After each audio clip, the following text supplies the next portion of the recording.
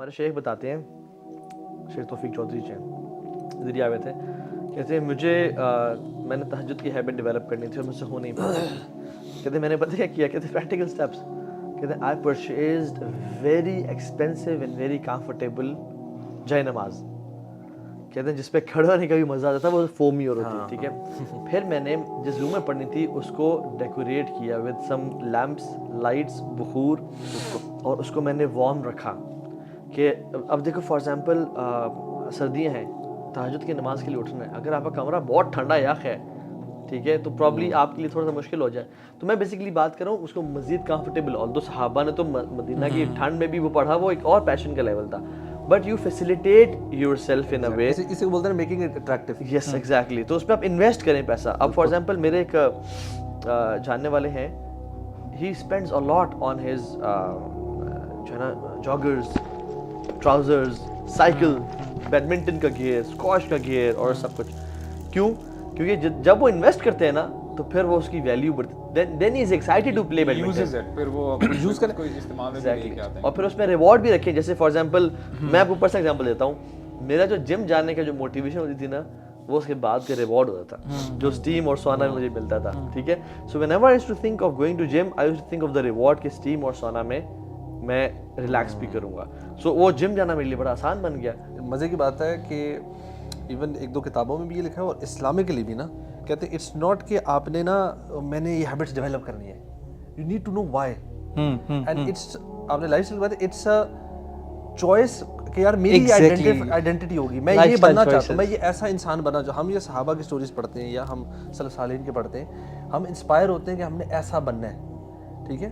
Then you have a clear identity, so you not doing کہ اچھا یہ اچھی ہیبٹ ہے تو میں اس لیے کر رہا ہوں, you doing it that's what I want to become. آپ کی زندگی میں وائی بڑا کلیئر ہے اس کا.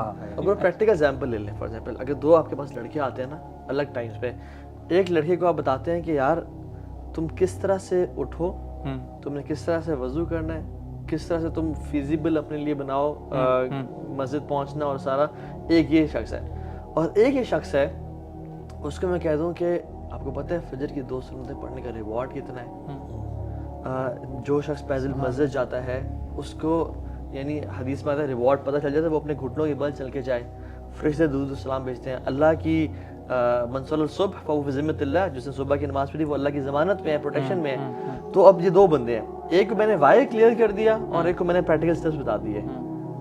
آپ لکھ لیں, اور میرا اپنا پرسنل ایکسپیرینس ہے, جس کا وائی کلیئر ہے نا, جس کا ریوارڈ سسٹم کلیئر ہے کہ یار اس کی ورچو کیا ہے, وہ فوراً سے پڑھنا شروع ہو جائے گا. اسی لیے تو بار بار آپ کو جب جنت کے بارے میں بتایا جاتا ہے نا, آپ کو جنت کی جو ایٹریبیوٹس ہیں ان کے اندر کیا کیا ہے, وہی پھر جیسے آپ نے بتایا نا, ایک شخص کو بتایا جائے کہ نماز پڑھو گے تو یہ ہوگا, تم نے وضو ایسے کرنا, اور ایک کو اس کا ریوارڈ بتایا جا رہا ہے کہ تمہیں اتنا ریوارڈ ملے گا. سمپل سی آیت ہو سکتی تھی کہ جنت کے لیے کوشش کرو, لیکن اللہ تعالیٰ نے ہمیں بتایا وہ جنت کیسی ہے, عرضها السماوات والارض. آج تم ایک چھوٹے سے ٹکڑے کے لیے محنت کر رہے ہوتے ہو, یعنی اپنے دنیا میں گزارا کرنے کے لیے, وہ جنت ایسی ہے کہ آسمان اور زمین جیسی وائڈ ہے. اور اسکالرس کہتے ہیں کہ یہ صرف فزیکل لیول نہیں ہے, آپ کو اسپرچول لیول پہ بھی, ایموشنلی بھی آپ کو آپ کا جو مائنڈ ہے وہ کھلتا ہے اور وہاں تک لے کے جائے گی, یعنی آپ وہاں پہ گھٹن محسوس نہیں کرو گے. تو ایونچولی ہوتا کیا ہے کہ دیکھیں, آئی تھنک دس از, اگر ہمیں اس کے علاوہ کوئی موٹیویشن نہ دی جاتی دین میں, if this was the only motivation given to the human beings, this was sufficient for all of us.